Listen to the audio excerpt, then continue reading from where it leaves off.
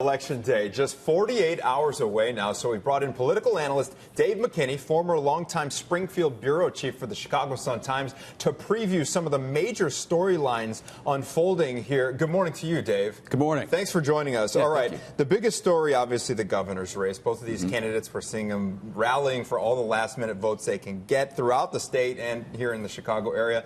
Any predictions on who has the edge going into the final stretch here? You know what? It is going to be a nail-biter of a race. I mean, it's really one of the best campaigns that I can remember in my time being around politics in Illinois. It's just it's about as even as you can call it. I mean, there was a poll that was released Friday that had a slight edge for Quinn, but you see, I think this is going to be a race that comes down to a few thousand votes on election night. In terms of money spent on both sides, well into the millions here. Oh, well into the millions. It's a, you know, we've never seen more money put into an Illinois campaign than what we're seeing now. But you know, both sides are spending today, starting the day out in African American churches in the city, and then Rauner is headed downstate, and he's going to be campaigning with Chris Christie.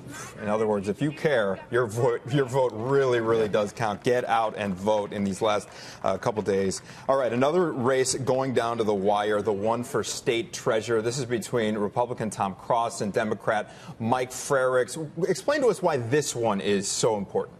Well, it's another one of those races down ballot that's a nail biter. I mean, this is an office that traditionally has been in Republican hands the last few years, and we have Cross. He's the longtime House Minority Leader, running against a guy that he's from Champaign. He's been in the state Senate for a number of years, and it's both sides. I talked to him yesterday. They're focusing downstate. It's a very tight race.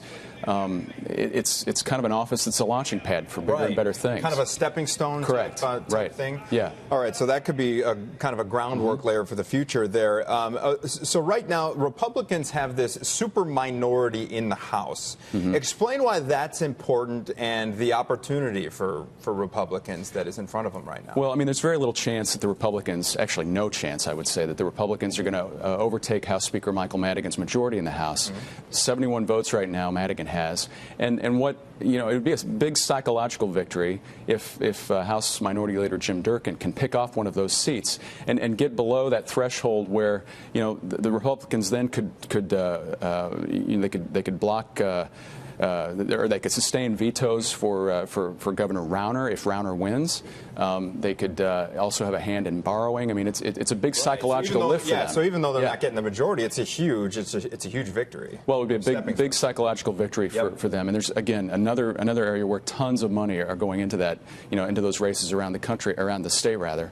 I mean, we see some of those key House races, Kankakee, Vernon Hills, Des Plaines. I mean, they're sprinkled all over the place. But I think Durkin is pulling out the stops, relying on Rauner's money to help try to put a dent in Madigan. Dave McKinney, thanks so much for coming in this morning. We appreciate it. You're going to be back here for a busy night on Tuesday night. NBC5 is your home for Decision 2014. Again, he's going to be joining us on election night along with our team of reporters and political team, Carol Maureen and Marianne Ahern. So this is your home for Decision 2014.